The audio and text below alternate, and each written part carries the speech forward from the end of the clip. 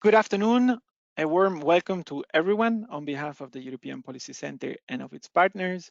I'm Alberto Neidhardt. I'm a policy analyst at the EPC, and I'll be your host today for this event on vocational education and training and labor inclusion of young migrants in the European Union. Successful and effective labor policies are vital for ensuring the inclusion of newcomers. Yet many young migrants continue to face limited access to skilled and regular employment due to complex legal requirements, language barriers, financial instability, and other practical obstacles. In its International Migration Outlook published last month, OECD also warned that the COVID-19 pandemic has turned the clock back on some of the most recent achievements in increasing labor participation. It revealed that the pandemic has reinforced socioeconomic insecurity of vulnerable groups and that migrants tend to work in sectors where employment is more at risk. In this context, vocational education and training could play a vital role in ensuring skilled and regular work and greater social and economic inclusion of young migrants.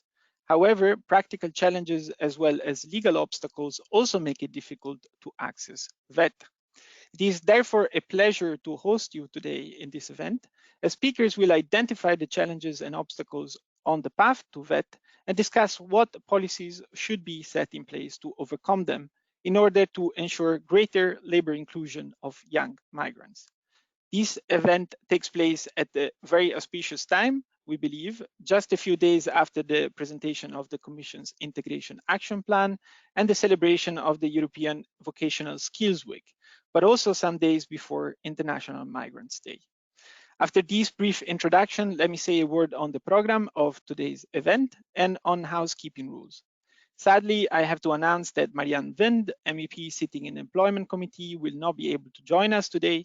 However, we do have an exceptional panel and a very rich agenda nevertheless.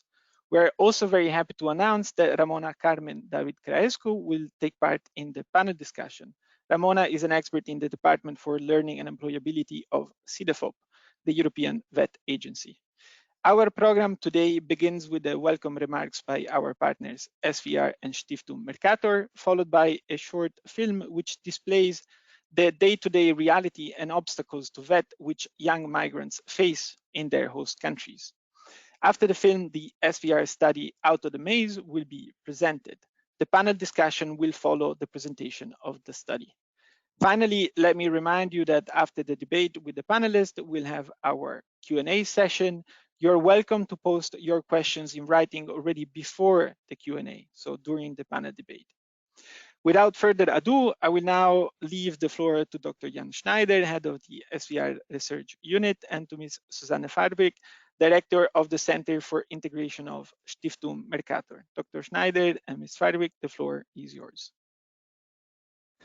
Hello, good afternoon, and a warm welcome to everyone from Berlin, in Brussels, I assume, and maybe the rest of Europe and maybe even beyond. Thank you, Alberto. My name is Jan Schneider. I'm the head of research here at the Expert Council of German Foundations on Integration and Migration, a long name with a short acronym, which we will use SVR. It's really my distinct pleasure to speak one or two opening sentences for this event. SVR is a research-based policy advice giving institution, and we work on all aspects of migration and integration issues and policies. And increasingly, while this focus has been on Germany in the past, we're also addressing European issues such as the common European asylum system, but also issues beyond, such as European inclusion and integration.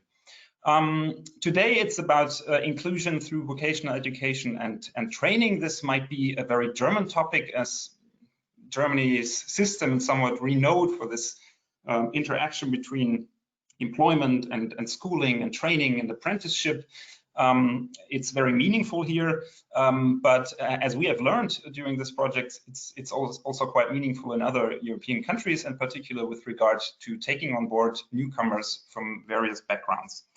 A very big thank you goes out to the team at EPC.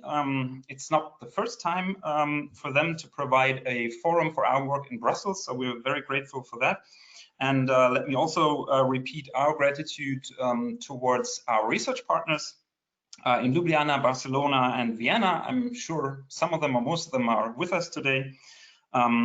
And last but not least, and this will be already my last sentence for today, our thanks and continuous thanks go out to Stiftung Mercator. Stiftung Mercator is the foundation which has not only supported this project generously over the last somewhat more than 2 years, but the foundation which has also provided the basic funding and stable anchor for SVR's research unit over the last, I think, almost 10 years, 9 or 10 years now. So we're very grateful for that, and in particular to Susanne Farwick and her team who have been doing this for the last couple of years. And I'm happy to hand over to Susanne, and thank you, wishing you all a nice event.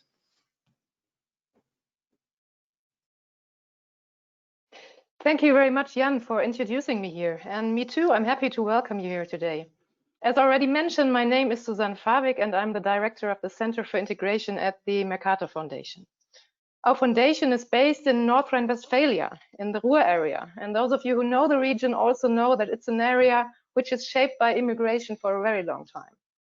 It's also a former coaling mining region, and you can imagine the difficulties resulting from industrial change we are facing not only here, but in many countries all over Europe. Germany as a whole is also a country of immigration. And from our perspective, to ensure that this society remains strong in future, it's essential that we take full advantage of the potential offered by all the people living here. One key here, and we are working on this since a very long time, is good education. We believe in and also campaign for a society in which all children have the same opportunities to pursue a successful educational career. A person's social and ethnic background should not pose an obstacle to their educational success. Therefore, Stiftung Mercator has funded this project, Closing Educational Gaps, for the last 2 years. The project, in my opinion, has contributed to closing a knowledge gap regarding young newcomers' access to vocational education and training, and thus to boosting their chances of finding employment. Furthermore, the project has provided an opportunity to learn from each other and build on the experiences of others. Putting this together, I'm happy that you are interested in taking this opportunity today, and I'm looking forward to the presentation and the panel. Thank you here as well to the EPC and the SVR for organizing this platform today as well. Thank you very much, and I'm turning back to Alberto here. Many thanks to both of you for keeping your interventions short and for the support in organizing this very good event. We have a rich agenda today, which continues with the broadcast of the short film In the Wind. So Natalie, you can play the movie now.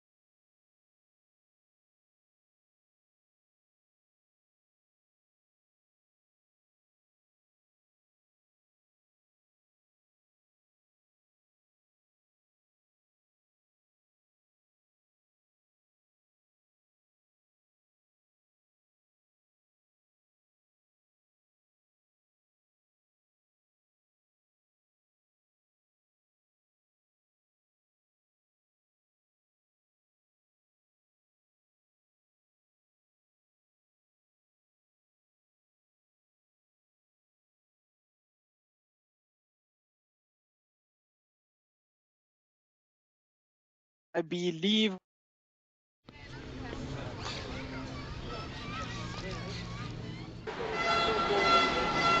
I was living in a container. It's like a refugee camp. And now my days in Barcelona, it's what I'm doing. I had a bachata class. It's a dance, how to dance, to learn how to dance. I love this dance. We go every Friday, Saturday to a club of dancing, to dance, to show them who is the Syrian guy. I am like a student here, a high school student, so that's why I'm allowed to stay here. I started working on like an everyday basis, so now I can pay scholarship, and all of it depends on me. If I go to work, I can go to school as well, so yeah. first year here.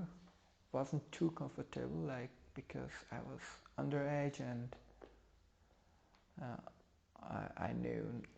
I didn't know a lot of people here in Vienna. For me, at the first time as I was here in a foreign country, music was the only way to connect the other people. I said to myself, music, it's a language which connected us.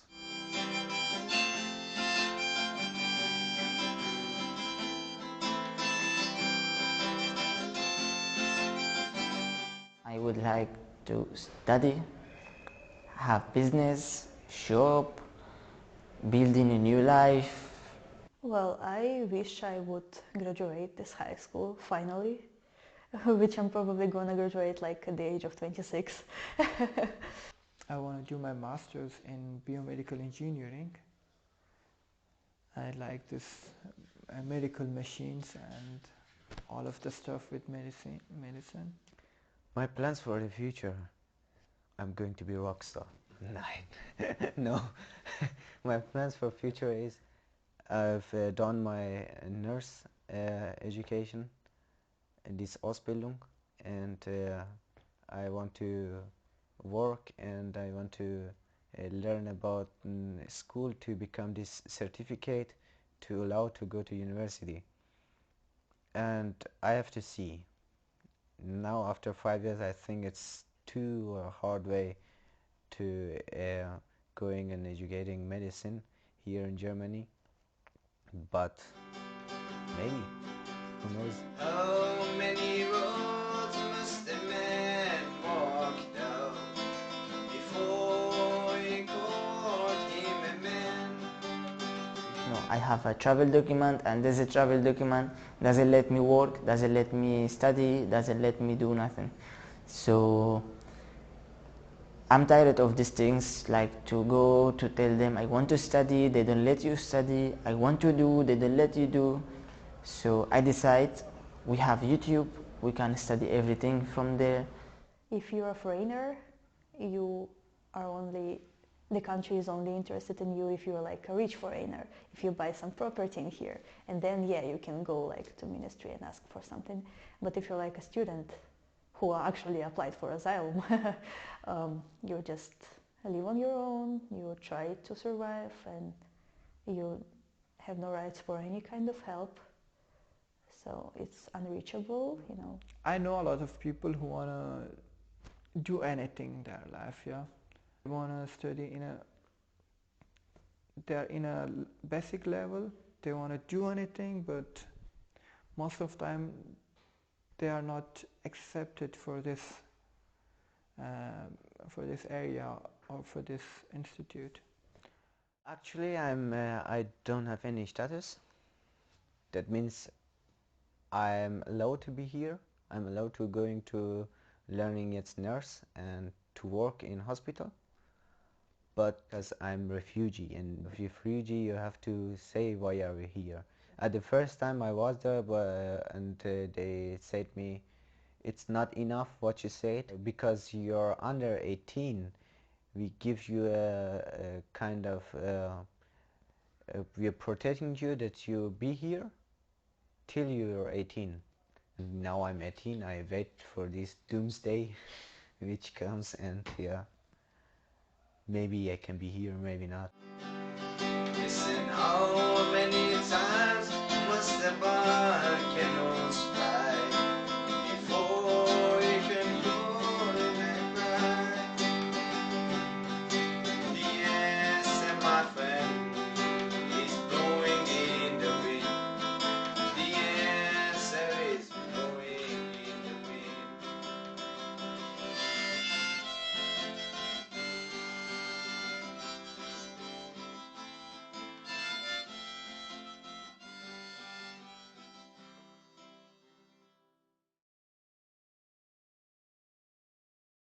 Welcome back, and apologies for the minor technical issue at the beginning of the broadcast. What you couldn't see is the subtitles of the video, and we have good news to share with you. that the singer, whose name is Ali Ahmad, has now been issued a residence permit. So it's an update on the story of Ali. Now, the short film we've just watched clearly shows the strong aspirations of young migrants, but also the many practical and legal obstacles on the way to vet and to stable employment, of course. In other words, it shows that the path to vet and to inclusion is a long and difficult journey.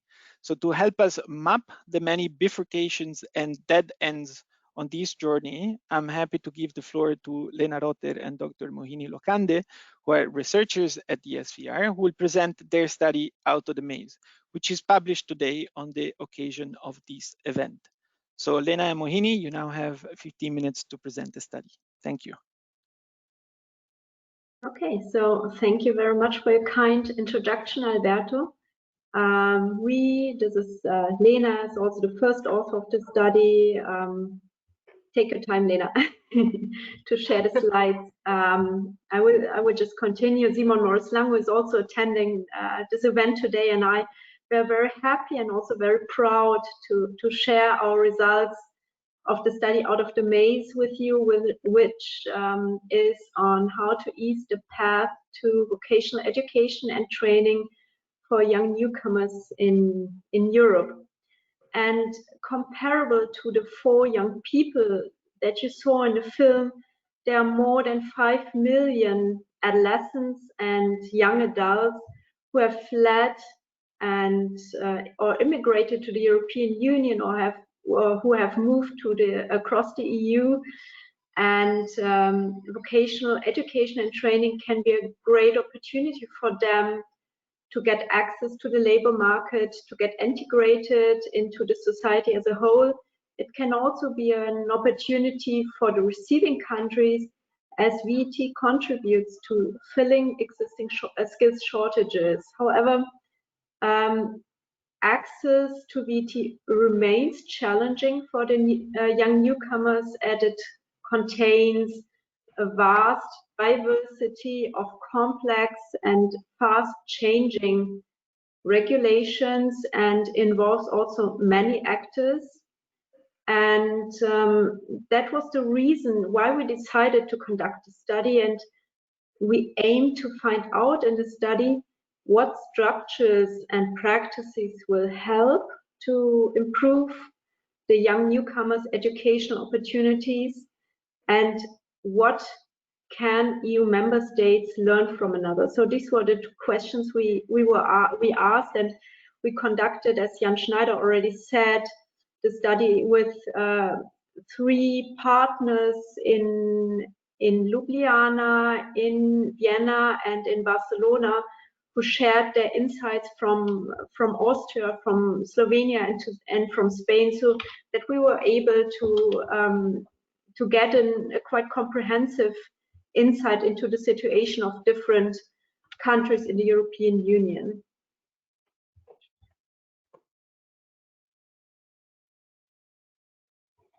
Lena, I think I would like to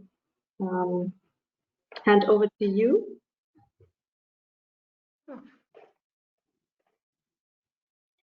Yes, hello everyone. Also welcome from my side. I hope you can see the presentation well now. We had to fiddle around a little bit. So first of all, I would like to, I think it's important for you to know that we focus on the phase of preparation towards VET instead of solely on the moment of the actual access to VET itself, since it turned out that it is also the phase towards VET which is crucial for the success of entering as well as completing the vocational education.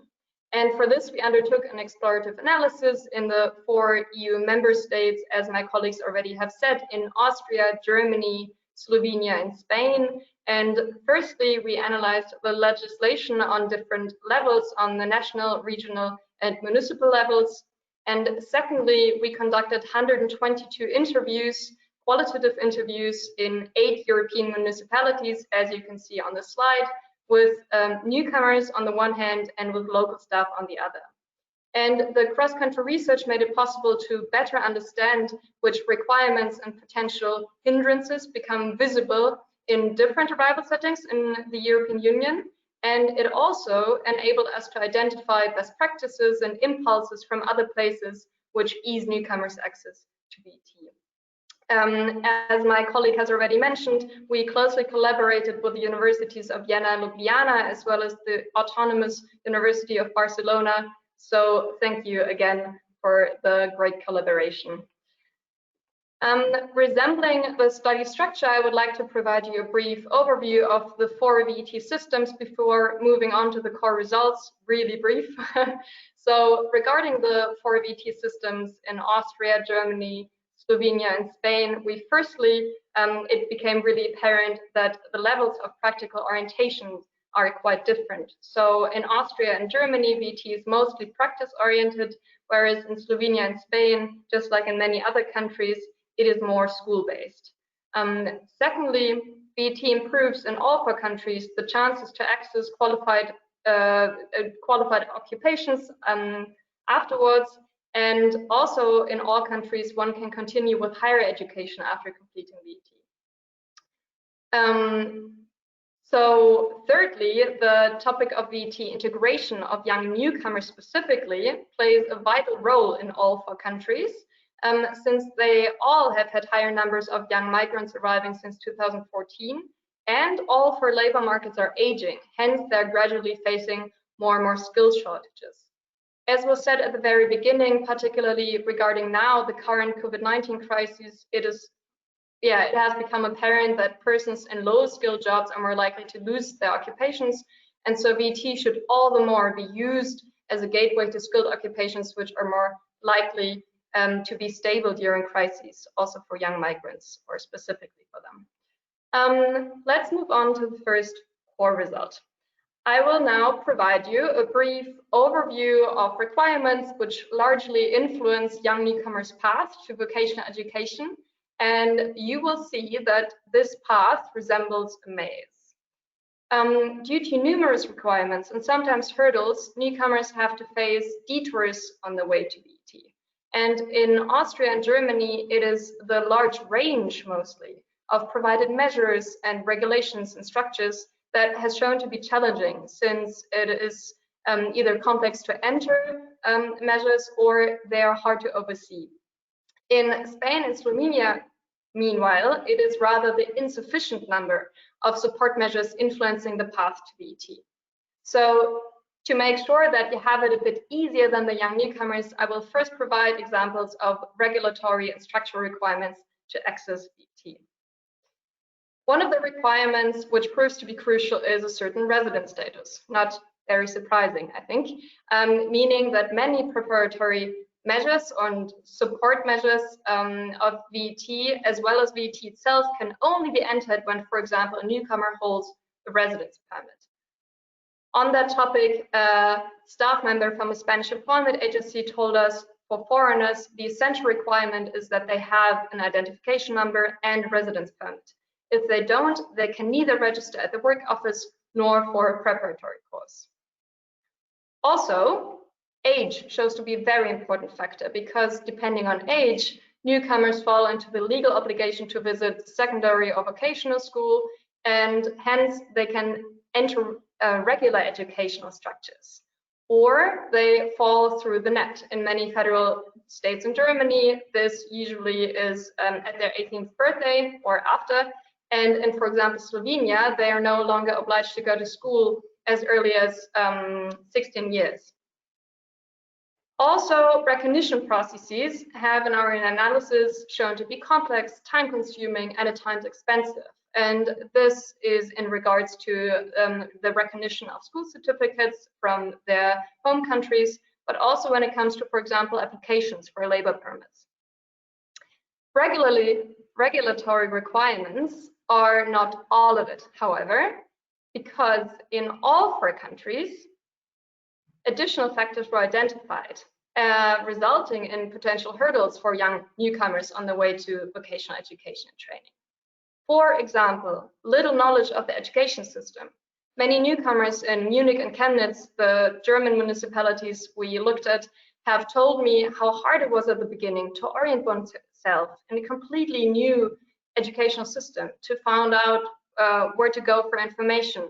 and just in general to know the whereabouts for their everyday life. In that regard, a young Afghan man in Vienna told us, after that, the volunteer said, you won't get anywhere in Austria without any qualifications. You won't find work. And I had no idea, and I just listened to her.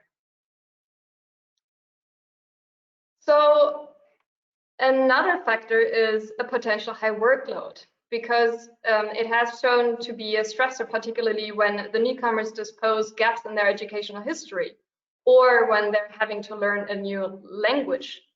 Oops, sorry, if not even an alphabet. So there is potential hindrances on the way to VT, and all the others that you can see, the study takes a closer look at. And as you can see, the newcomer's path to VT resembles a maze. What we find important to emphasize at this point, however, is that besides the mentioned requirements and sometimes also hindrances, we could also identify measures and practices which serve as great help. And this may be an early, continuous and close guidance, as for example shown by the Wiener Bildungsdrehscheibe in Vienna or the program New Families in Barcelona, or it may be a system of preparatory measures, which is where the measures are interlinked and encompass several educational stages, as for example in the Bavarian vocational integration classes, the BIC, or also when looking at the concept of the SchlaU-School in Munich, which will be represented in our panel. Hence, the study also provides a range of best practice examples and impulses from different European municipalities to inspire others and perhaps to encourage to scale up some concepts that have shown successful. As second result of the study, it became obvious that local staff can hugely influence how long and how winding the paths through the maze to VT will be for the young newcomers. And we differentiated local staff in three groups: in public authorities, for example, responsible for education, for employment, for migration; in educational establishments, so secondary and vocational schools, adult schools, very important, but also private providers, and of course training companies in Austria and Germany, and intermediate organizations, for example, advisory services. And all these staff have a degree of discretion when it comes to shaping and granting VET access for the young newcomers. And depending on how local staff uses their discretion, the path to VT can be eased or it can be impeded. So made more difficult for young newcomers. And more specifically, the local staff have an individual margin at their disposal within their job remit, so within their job description. For example, an advisor at the employment agency is supposed to decide what measure fits best to the newcomer sitting in front of him or her. A teacher is supposed to adjust their teaching to the needs in the classroom. This is all within a certain set frame, of course, but they do have discretion at their hands. At the same time, as you can see on the very bottom of the slide, our results demonstrate that often the commitment of local staff goes beyond their actual remit. Particularly in Spain and in Slovenia, for example, teachers started organizing tutoring classes for young newcomers in their free time. Regarding the question as to why local staff decide to use their discretion in certain ways, we identified three factors that have decisive influence. Firstly, how certain the local staff feels regarding the legal regulations and their understanding of these regulations. So when persons fear to interpret regulations in the wrong way, worrying about personal consequences, they tend to use the room of discretion more restrictively and strictly to their job, they stick to their job remit. Secondly, scarce resources influence their behavior, as for example shown by the example of the extracurricular tutoring previously. And these two factors show that staff at times feel pressured to act a certain way or to use their discretion a certain way in order to find some way of dealing with structural insufficiencies or to actively address and even compensate these insufficiencies. And this may put additional stress on the staff in the longer run. A third factor influencing the behavior of staff is the sensitivity towards migrants and their day-to-day reality. And that has also shown to be influenced by how much direct contact they have to young newcomers in their day-to-day work. Finally, the question is, and also looking at these results, what could ease the young newcomers' path through the maze and towards the VET? And how could local staff be supported so that they do not feel pressured to act in a certain way and to compensate insufficiencies? What structural conditions can provide a stable footing for the staff in order to make sound decisions within their rooms of discretion that will always be there? Yeah, and therefore we would like to end our presentation by pointing out shortly to some core recommendations on actions that may help to ensure a smooth access to VET for young newcomers. Next slide, Lena. The first three recommendations focus on supporting the newcomers directly. First, we recommend that VET training models need to become more flexible, for example, by providing part-time training models. Second, from our point of view, we need a one-stop training preparation.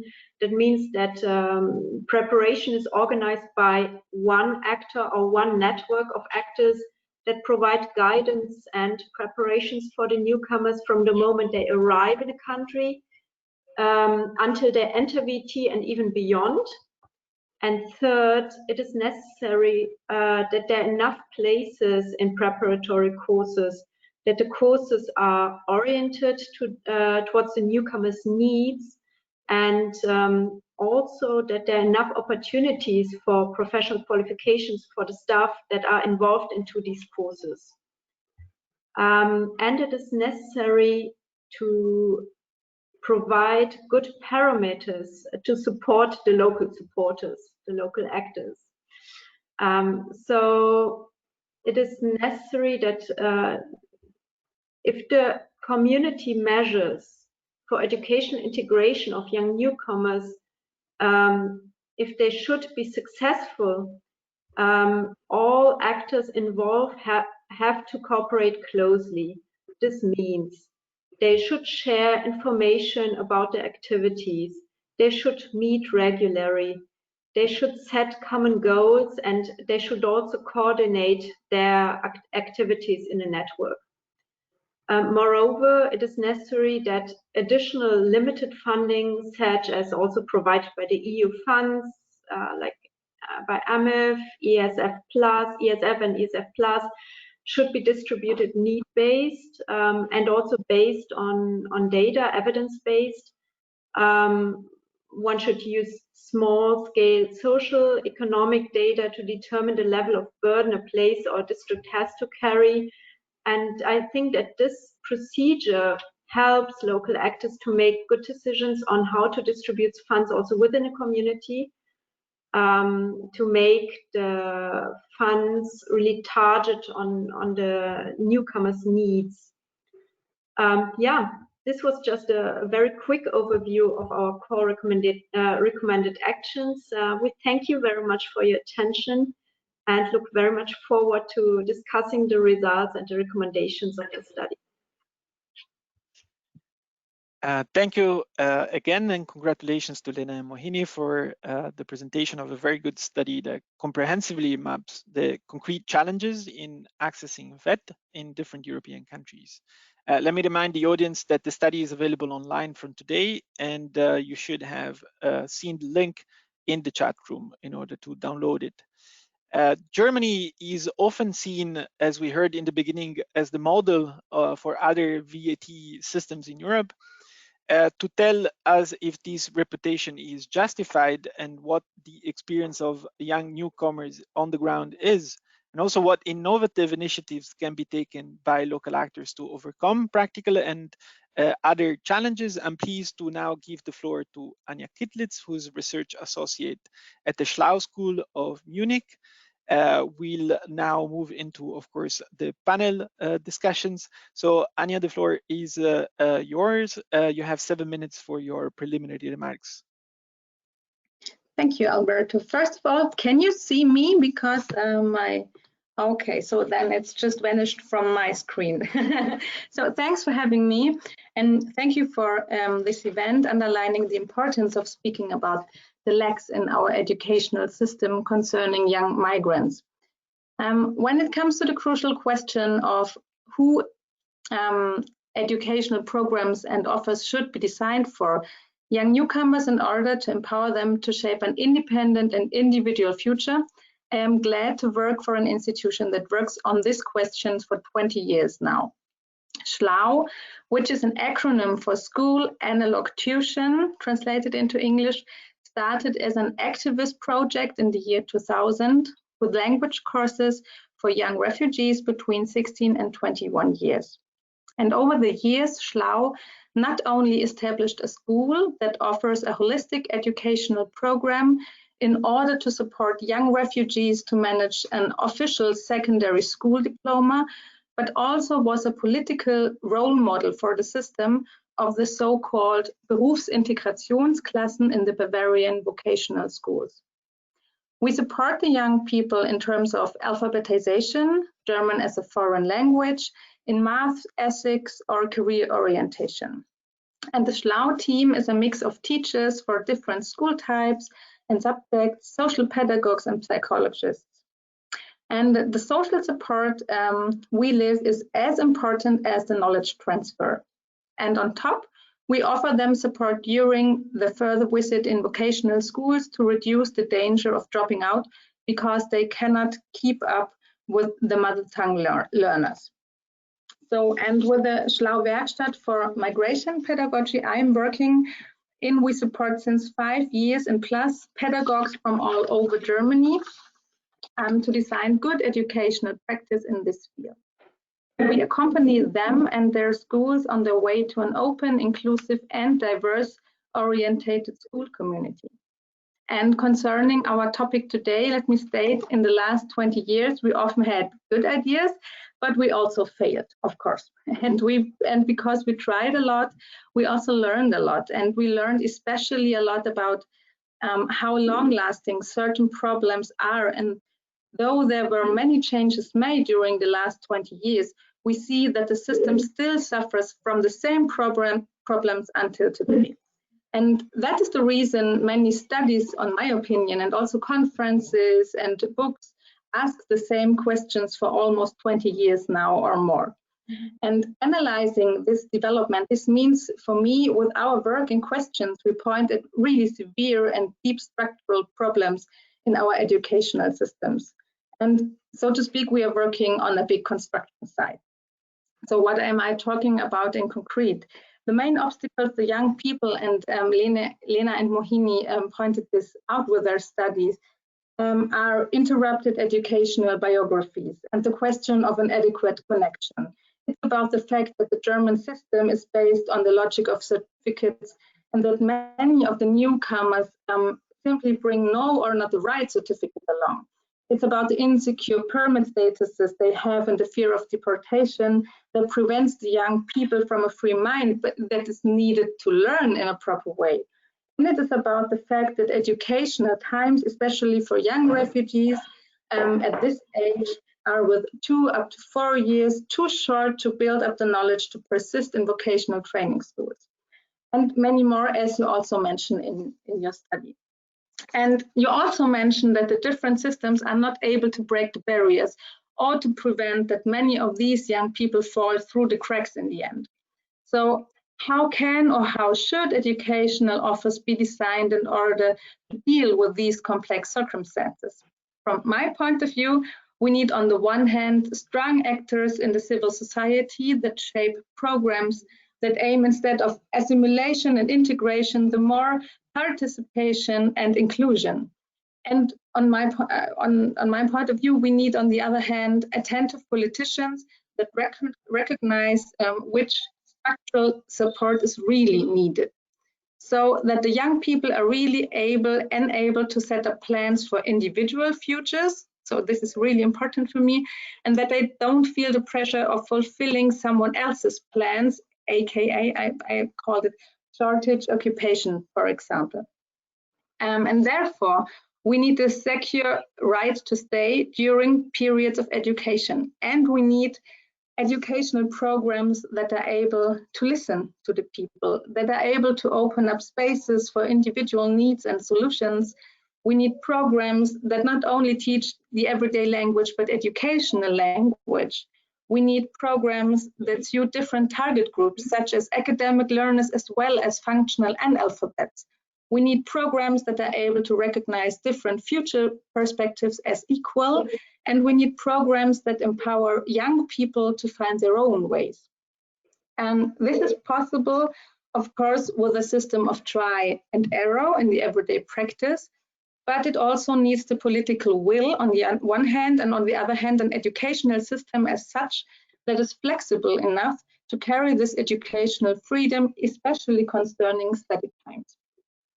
And then I will come to an end. It needs a stronger reflective networking exchange, and also Lena pointed this out, between organizations and educational actors working in this field, because shared knowledge is really the most precious treasure we have, and it can lead to the better, because when we share the knowledge, we are able to show that the real problems of the everyday work in schools and in the educational institutions. And therefore, we founded, for example, together with 3 other German institutions, the Competence Network for Chance Equity. And together we are working now on a comprehensive evaluation of our transition from school to work programs, in order to develop one transferable solution in common that is able to support the local structures. And there is still a lot of work to be done, and I really welcome that with the results of the study Lena and Mohini stated in this presentation, you set up an opportunity once more to discuss this challenge on a European level in order to share our approaches. And now I'm curious for the discussion. Thank you. And I hope this was 27 minutes. Wow. Many thanks, Anja. And of course, this is also an opportunity to discuss about those practices that should be shared. So I welcome this opportunity and this call from you. I will now give the floor to Ramona Carmen David Caraescu, who will tell us more about the research done by CEDEFOP on the integration of migrants and refugees through VET. And I believe we'll also discuss what opportunities are there for, of course, refugees also to move from country to country to secure employment opportunities. Ramona, the floor is yours. Like for others, I would appreciate if you could stick to 6 or 7 minutes. Thank you, Alberto. I will do my best. Hello, everybody, and I'm very happy to join you for this webinar. Yeah, I'm here to represent CEDEFOP, which is the European Center for the Development of Vocational Education and Training, which is based in Thessaloniki. So hello from Thessaloniki. Just a few words about CEDEFOP for whoever who has joined this webinar and who has not come across our work. We are a decentralized EU agency, and our core activity is vocational education and training, and we have been working in this domain since 1974.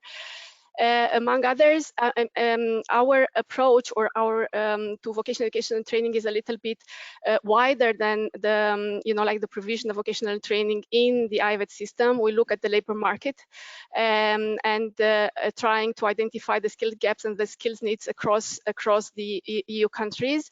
And also we try to identify the future skills labor market developments so that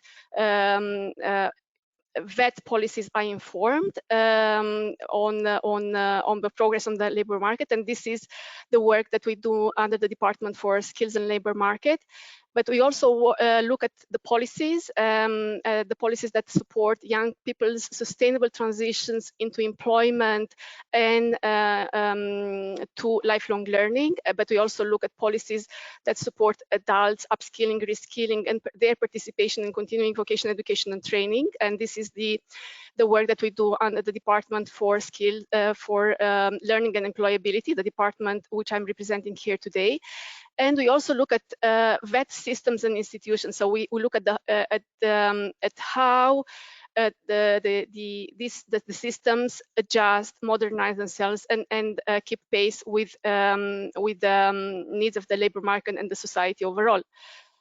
We carry out research and policy analysis, and we provide evidence in support of policy making and implementation to the EC and to the member states. Now, the scope of my presentation today is really narrow if we look at vocational education and training from this perspective. I would like to share with you our work on a specific project that looks at refugees. And as Alberto mentioned, we wanted to look at how vocational education and training can support adult refugees to integrate into the labor market of a different country than the one where they sought or they received asylum. And I will clarify to you shortly what I mean. I will try not to be too long, but I will present the context of this project because I think it is important, the overall objective, and some of the main findings that we found out. Now, I would mention that, I would repeat that this project looks at adult refugees and not at, which means that we didn't look at underage refugees that face the barriers that you mentioned, but we look at people that already have a working experience and probably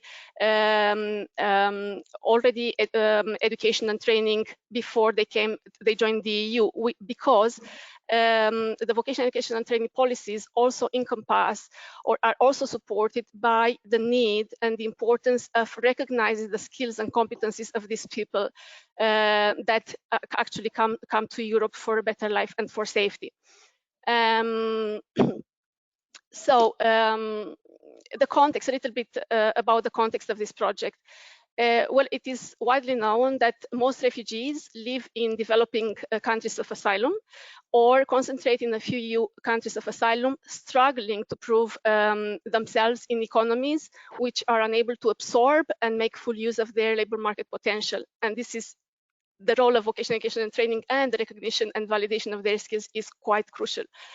As a result, their skills remain often unused. They become obsolete over time.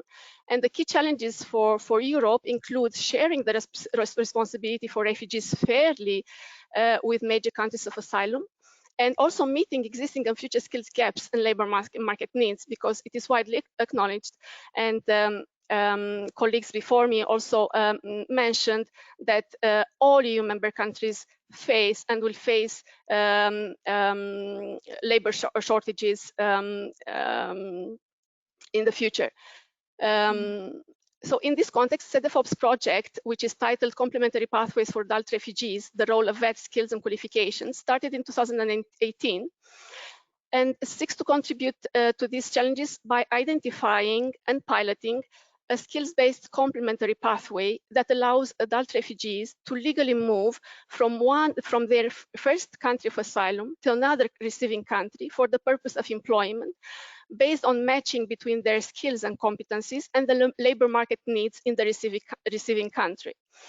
Because, as we know, vocational education and training is the path to employment, and the link to the labor market is quite crucial for vocational education and training to be relevant and responsive. So the idea is to leverage the untapped and valuable potential of the persons that seek refuge in Europe, and create win-win situations for the refugees themselves, for the first countries of asylum, as well as for the receiving countries. what I want to mention at this point, because I think it is important, is that SEDEFOP implements this project with the support of a contractor, which is a consortium led by the International Center for Migration and Policy Development, ICMPD, which is based in Vienna. The project fits quite well into the recently published new pact on asylum and migration, which strongly focuses on complementary pathways, among them also for labor mobility of refugees. But despite this strong encouragement by the European Commission to bring further such complementary pathways, there is little to no experience in the EU policy arena. So this project is an exception. And we hope that by the end of it, we will be able to come up with more solid and sustainable policy recommendations and lessons learned, hopefully paving the way to this type of pathways to emerge as a practice between the member states. The project is composed of two phases, a conceptual phase, which has already been finalized, and where we imagined how such a complementary pathway could be approached, what is the starting point, and what the different phases could be and their criticalities. And we also envisaged a testing phase, which is ongoing and which will end in September 2021, the latest. So broadly, the concept that we developed favors a demand-based approach. That is, the pathway starts from the identification of the skill gaps of the employment demand in a potential receiving country, meaning that the starting point would be the identification of employers that are interested in employing refugees and the dialogue to identify specific requirements and selection criteria. Once the demand is identified, there are two blocks. In the first block, in the asylum country, based on the demand, the pathway would foresee the phase of reaching out and identification of refugees, their skills, and then their selection based on the needs expressed by the employers in the receiving country. In the receiving country, the pathways foresees the need for the identification of the legal channel for the actual beneficiaries to physically move from one country to another, their status in the receiving country, the support that they would need in the receiving country from the legal, administrative, and also education and training provision point of view that would lead to actual employment.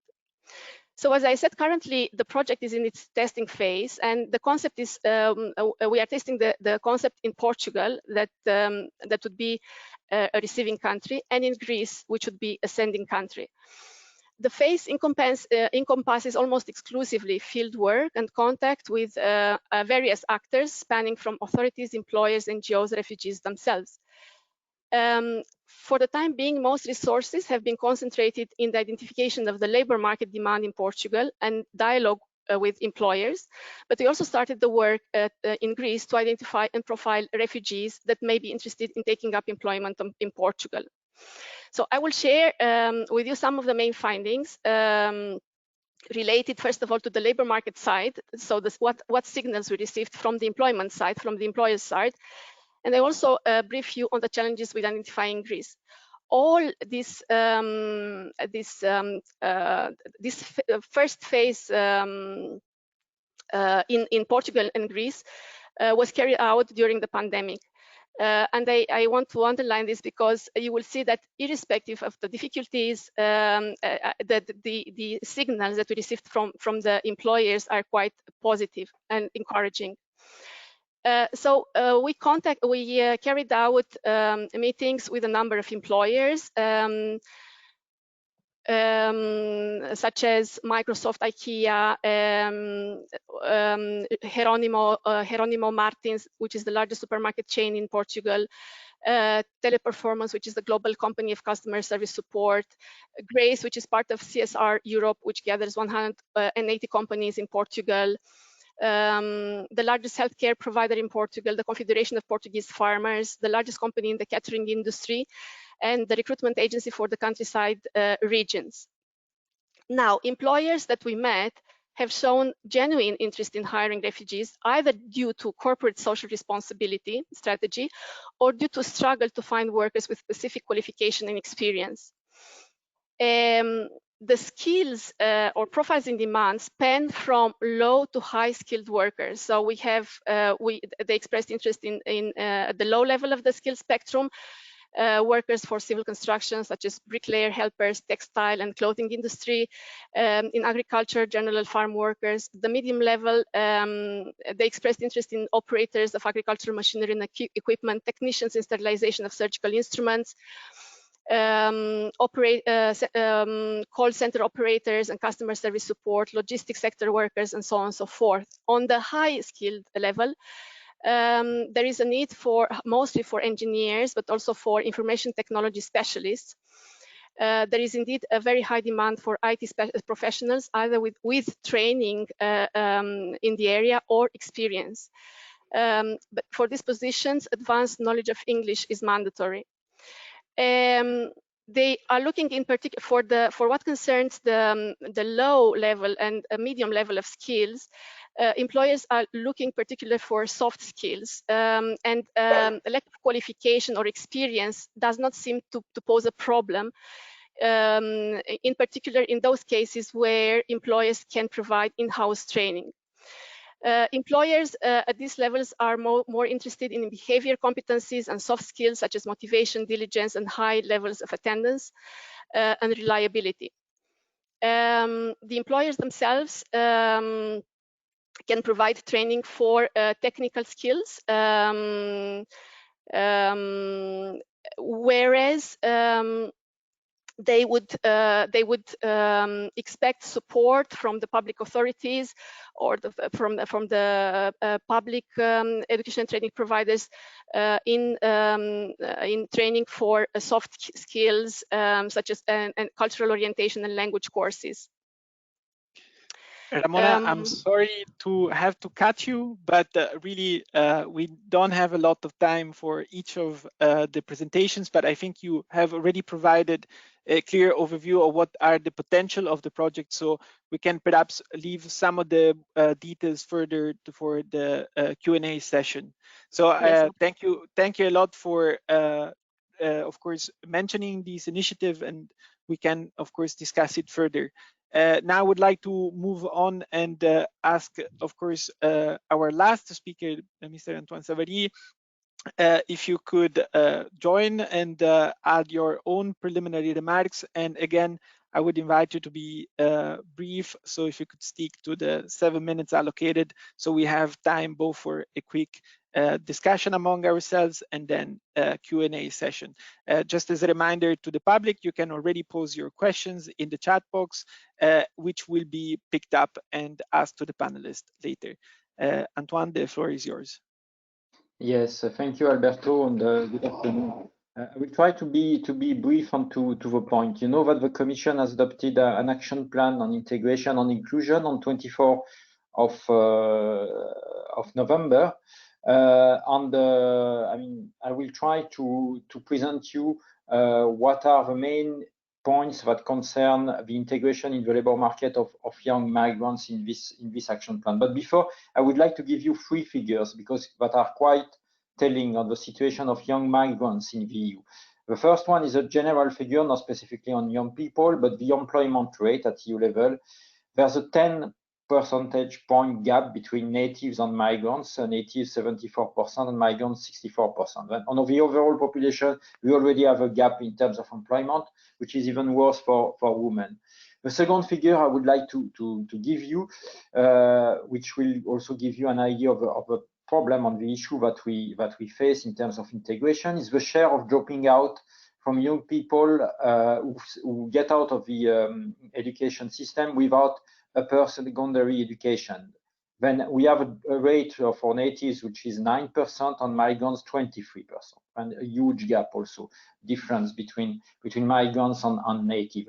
And finally, I'm sure you're familiar with this concept of young people not in education, employment, or training, which are called net.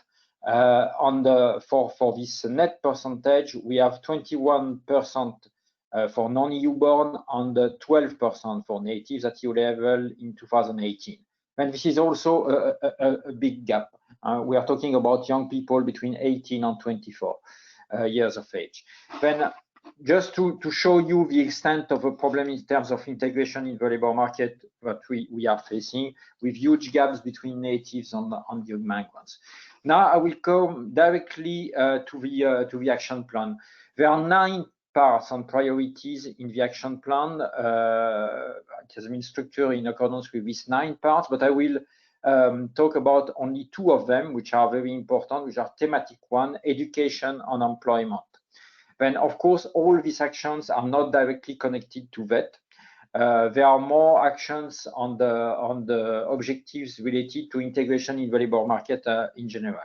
Then, on education, what were the objectives of the Commission when we worked on this action plan? First, that more migrant children with a migrant background participate in high quality and inclusive early childhood education and care. Second, action on the teachers, that these teachers are better equipped with necessary skills to manage diversity in the classroom, in particular multilingual classroom, both for the benefit of migrant children and native children who are also enrolled in these classes. Then that we create also this multi-stakeholders learning communities with involvement of schools, health and social services and parents, and migrant parents. Fourth, which is very important for integration in the labor market, that qualifications acquired in non-EU countries are recognized faster and more easily. And finally, that more migrants participate in language training and civic orientation programs. Then, to answer these objectives, I'm going to now list the actions that have been included in the action plan corresponding to answering these objectives. First, on the improving the participation and achievement in education, then there will be a new toolkit with practical guidance on inclusion to be published at the beginning of 2021 on early education on care, childhood education and care.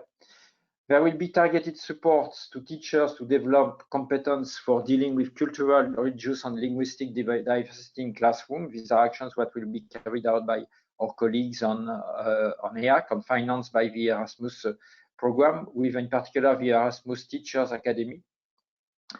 We will foster also peer learning and peer counseling activities to support member states in designing and implementing effective inclusion education policies in the European education area, because I mean, I have not mentioned it, but one of the main principles underlying the action plan is this aspect of inclusion, of social inclusion for all.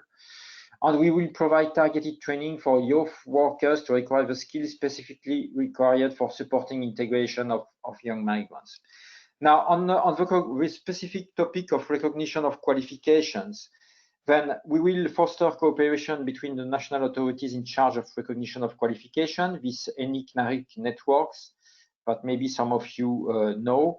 We will support the transparent recognition practice of qualification of refugees through the Erasmus program, promoting exchange between member states, in particular on complementary bridging course for migrants, information of recognition practices and on skills and qualifying for migrants, in particular through the Europass portal, on several other actions that I will not mention, but you can find all this in the action plan, of course. On employment, this is my second point, because it's really important for integration of young migrants. Then, what are the objectives? Then first, that the cooperation at EU, national and local level between the key labor market actors and the migrant themselves is reinforced. This is, I mean, we see that for integration in the labor market, it's very key to have this multi-stakeholder approach, and that's what we want to foster. Second, support to entrepreneurship. We know that migrants tend to have more entrepreneurship spirit than natives, and we want to foster that, including through an easier access to financing, training, and advice. Third objective, and this is very important when you look at the statistic that I described at the beginning of my intervention, more migrant women participate in the labor market.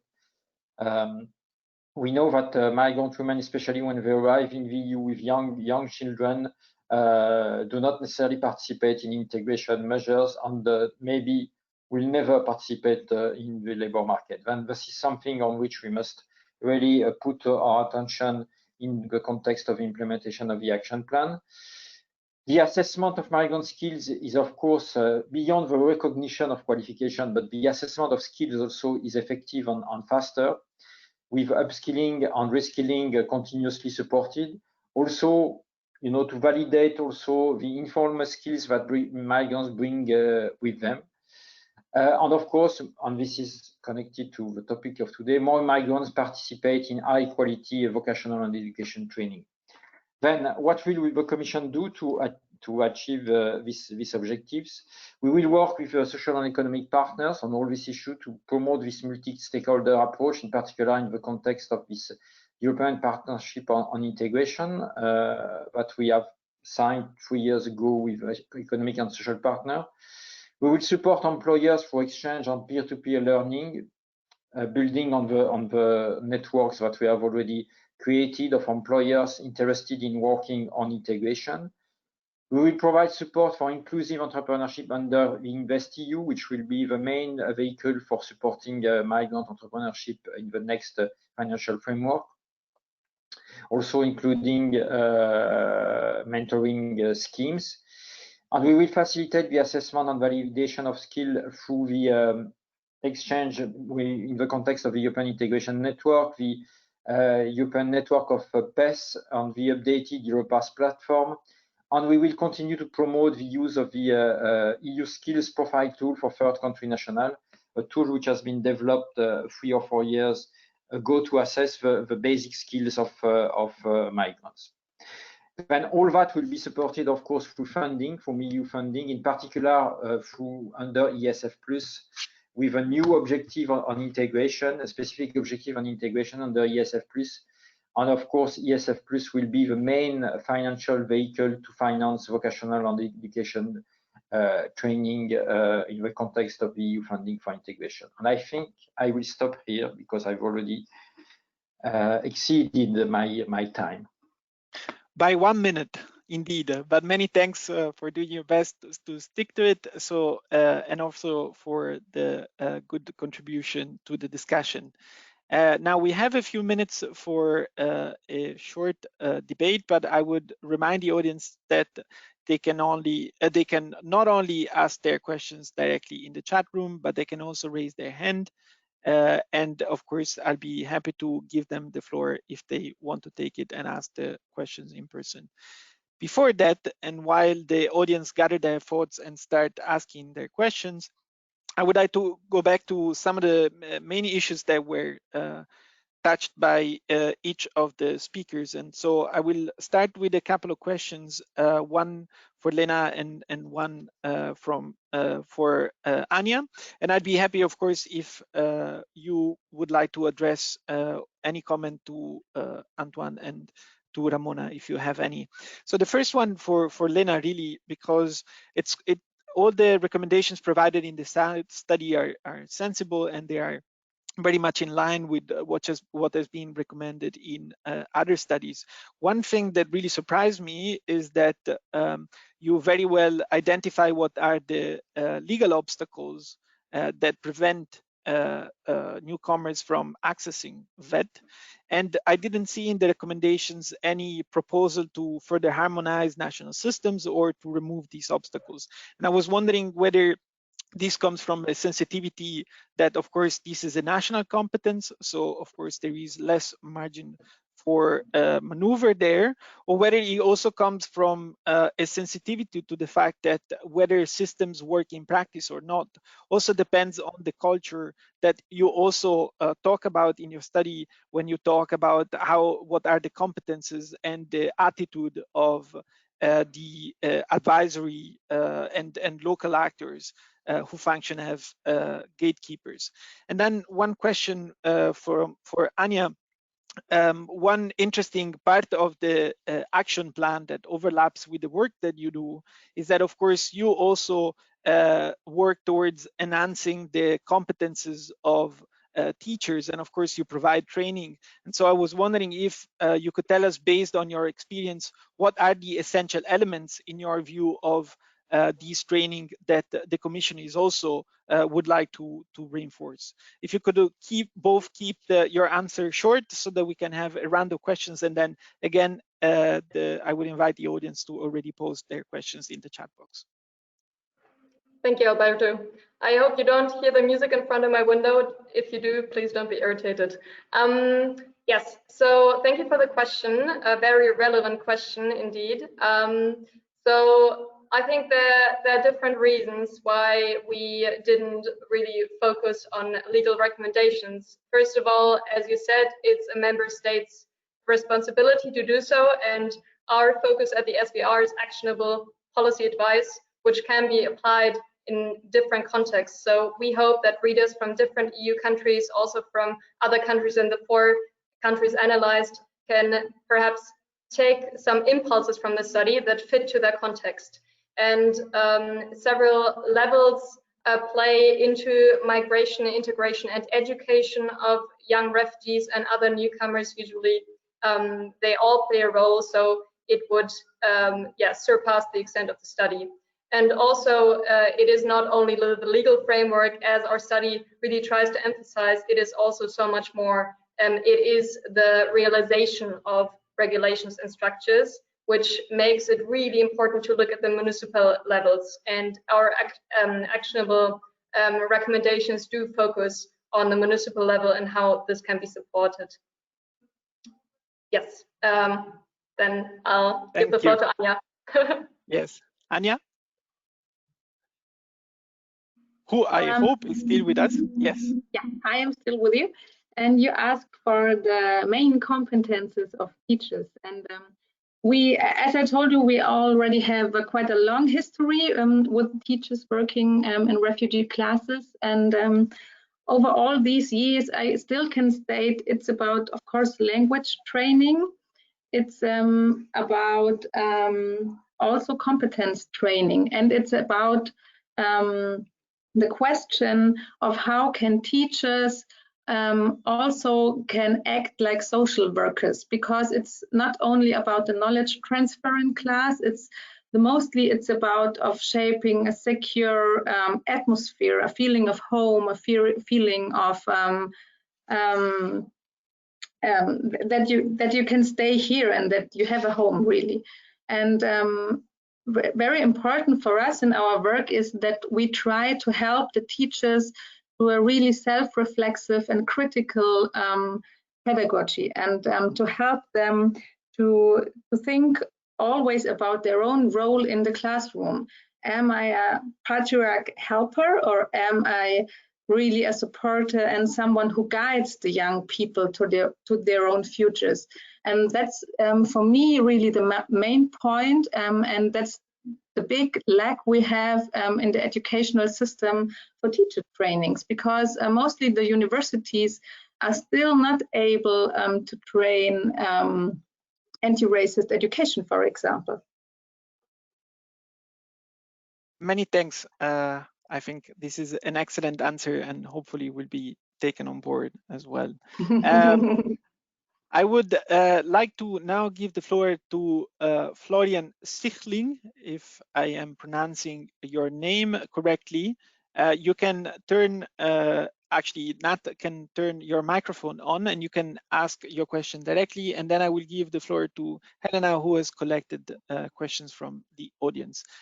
Florian, the floor is yours. Please keep your question short, and if you could also say what the organization you represent.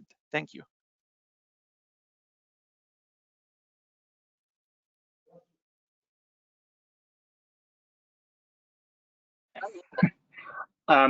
Hello, thank you for this great presentation. My name is Florian Sichling. I'm an assistant professor at the University of Missouri in St. Louis. I am German, so I do research on refugee youth, both in the United States and in Germany. I think my question is for the SVR study. You identified, rightly so, I think, the level of discretion that people have, that organizational actors have in counseling and supporting refugee youth in their attempts to access vocational training in different countries. Your recommendations seem sensible, But I wonder if you could speak a little more about the organizational conditions under which people exercise that discretion. Because you said that there need to be more stringent rules and more resources, but there's a long line of research on policy implementation that suggests that if you add more resources, then need and demand for those resources will actually adjust. So there's never enough resources, right? In terms of money, time, expertise, right? So that's one of the fundamental dilemmas of this kind of work. So given that you can't get out of this bind, the question is really, what are some of the institutional and organizational levers that you have to influence how frontline workers exercise their discretion? Should I take it directly, Alberto? Maybe Helena can already pose the other questions, so we can collect a few and you can answer this question briefly after Helena posed the other questions. Helena, feel free to come in. Yeah, thank you very much. I'd be happy to pose two questions to start with. The first question goes to all panelists, and maybe you can share some of your insights here.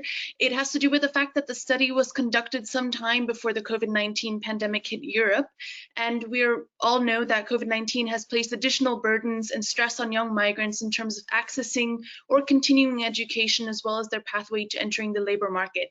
So the question is, what solutions are within reach that could help to overcome problems that have resulted due to COVID-19 and to ensure effective and continuous participation in VET? Examples of this: digital learning, housing programs, or any form of financial support. And the second question goes to Antoine Savary and has to do with the action plan. So in Europe, access to skills recognition processes, especially for low and medium skilled migrant workers, is often limited. The problem, though, concerns both skills and qualifications acquired in the EU as well as abroad. Now, you spoke a bit about future steps on skills recognition. The action plan, however, seems to limit itself to intra-EU recognition. So the question is, how does the Commission propose to perhaps also address skills recognition processes abroad and to further synthesize them with skills recognition processes in the EU? Thank you, Helena. So I would give the floor to Lena first, then to Antoine, and given that the question regarding COVID was addressed to all panelists, all three entitled to come in. So Lena, please go first. Thank you. So as far as I understood, there were two questions included. The first question that I took out of it was that in which organizational context we discovered discretion to be used. And discretion is used in all organizations that we looked at, because no policy or no regulation can be specific enough to be perfect for every single case that the local staff works with in day-to-day life. So there will always be a room of discretion, which is also important within their job remits in order to make the best suitable decisions for really individual cases. So we say that discretion is neither good nor bad. It is just a reality of political implementation. But what we do say is that local staff shouldn't be pushed to use their discretion in a certain way because they try to compensate insufficient structures. And that brings me to my second point. I really get your point to always say we need more resources. This cannot always be the answer. And for example, in the German context, there also needs to be looked at the specific context and where can measures be bundled and opened. So you can also bring things together. But there's other European contexts where more resources are desperately needed.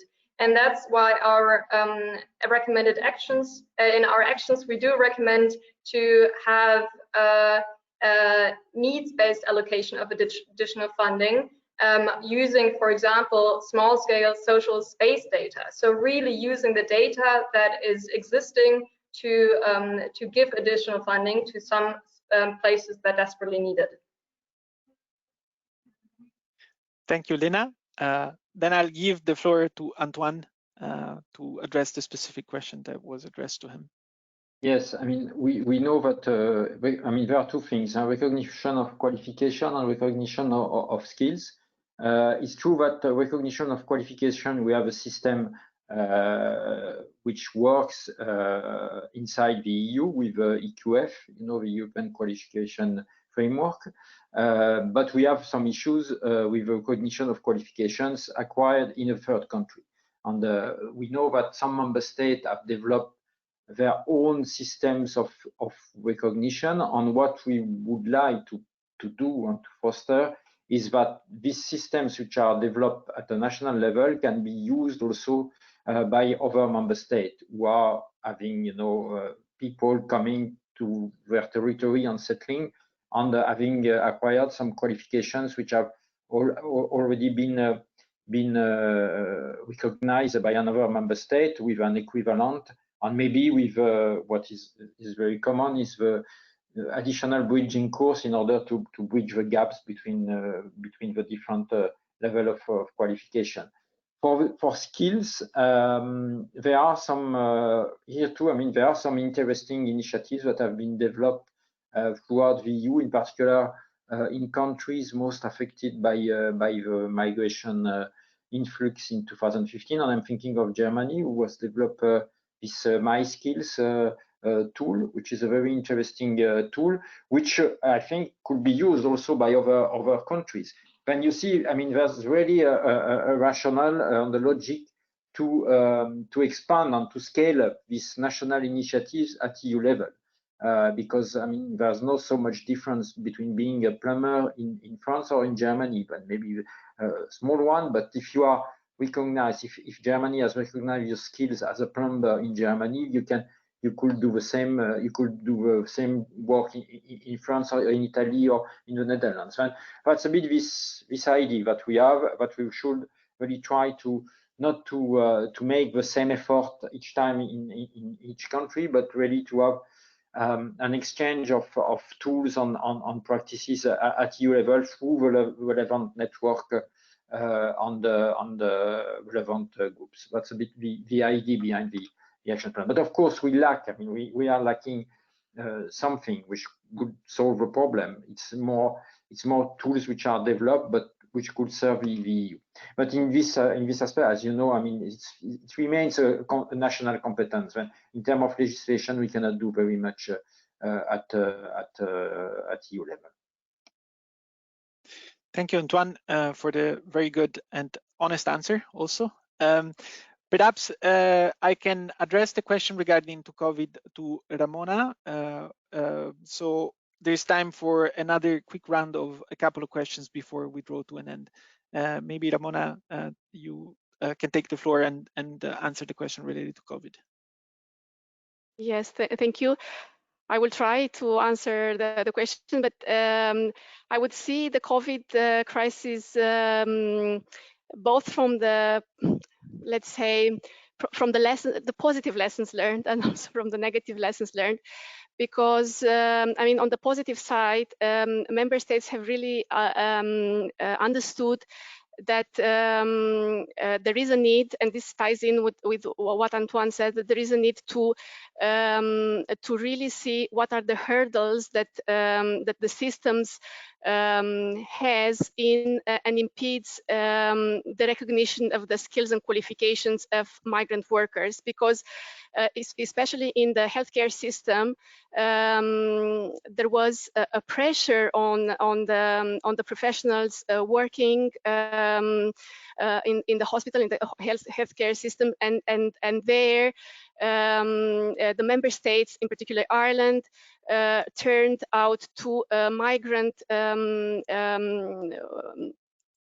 people with professional competencies in the sector, and they actually introduced these persons into the response to the COVID crisis, even though this person didn't have the license to actually work in the system. So this is a lesson learned that like I hope that in the future would really remove the obstacles that these people face in actually having their skills, competencies, and qualifications recognized. On the other hand, if I take another example, in apprenticeship, many young people following apprenticeship, I mean nationals, although also people with migrant background, they lost their apprenticeship placements, and the member states intervened in these cases with financial support to companies in order for the employers to actually keep the apprentices in the apprenticeship. And this is a measure that will, I mean, financial support will be continued also after the crisis, as a way to support employers keep and also continue the provision of apprenticeship placements. I don't know. I would stop here. That's a very exhaustive and comprehensive answer. Thank you for that. There's time for one last question, perhaps before concluding this event. And I'm going to link the question asked by Sergio Perez, who's asking, what about the specific situation of asylum applicants whose application has been rejected, whether they should just wait until they are deported, or whether there is actually even more of an incentive to actually ensure that they are also able to participate in VET, and that they are easily integrated in the member states, given that the return of these persons often never happened, or it happens several months, if not years afterwards. And in connection to these, my question would also go to Antoine again, because of course this is one situation, one particular status of third country nationals. There's another situation that seems particularly problematic, which is the one of asylum seekers. So until they receive a final answer to their application, in many countries they are not able to take part in VET. And I have to confess, rather surprised not to find a reference to these in the action plan. I know that there is the intention, of course, to reform the reception conditions directive, but I must confess that I expected the action plan to also discuss about these. If you could perhaps, before concluding, tell us what your response would be to these two specific scenarios, then we can quickly draw to an end. You have a minute. If you can address both questions in a minute, I'd be grateful. Thank you. Yes, Alberto, I'm really very quick because I'm already in another meeting which is starting now, and where I have to go. Then I will be very super quick, and I will disconnect just after. I mean, this issue of what you do with people who have not received international protection and who should be returned, and who are irregularly staying migrants, is really a national issue. I mean, at the level of the Commission, I mean, at the EU level, it's clear these people should be returned to their country of origin. Of course, we know that it doesn't happen often. I mean, in 40% of the cases, you manage to return people, 50 maybe, depending on the countries. And what the member states do is really a national issue. I mean, some member states are really pragmatic, like Germany. They sometimes issue some Duldung permit, which allow people to follow training, etc. Then I mean, there's never been some guidelines at EU level on this issue. There's been just a council conclusion on that, saying that member states should avoid massive regularization, but that's all. But at Commission level, we think that yes, it's not good to keep people in limbo, because you will only create problems. And if they cannot return, somehow you should provide them at least with basic assistance. But it's a very sensitive issue. I mean, given that in particular in the context of the Pact on Asylum and Migration, the focus is really on return also, then it's quite difficult to have in official terms this position. And yes, this is a complicated issue that is dealt with pragmatism by some member states, while others close their eyes on it, I think. But there's no EU solution. I mean, there's no EU solution for that except providing funding, under some funds which don't have a target group as limitation, like the ESF or the ERDF, for example. That's all. I'm now disconnecting because I have to be in my other meeting. I'm really sorry about this, but thank you for inviting me on good afternoon. Thank you, Antoine. Actually, I think it is now time to close this event for everyone. So this has been a very thought-provoking and rich discussion. Clearly, there are many challenges in accessing VET, both at national level and across border level. But there are also possible solutions that we have discussed today, as well as best practices that should be discussed further. We, of course, hope to see more initiatives in the pipeline from the Commission in the future, but we're also aware of the limits in its mandate and that a lot depends on the political will, as has been mentioned by Anja, of member states.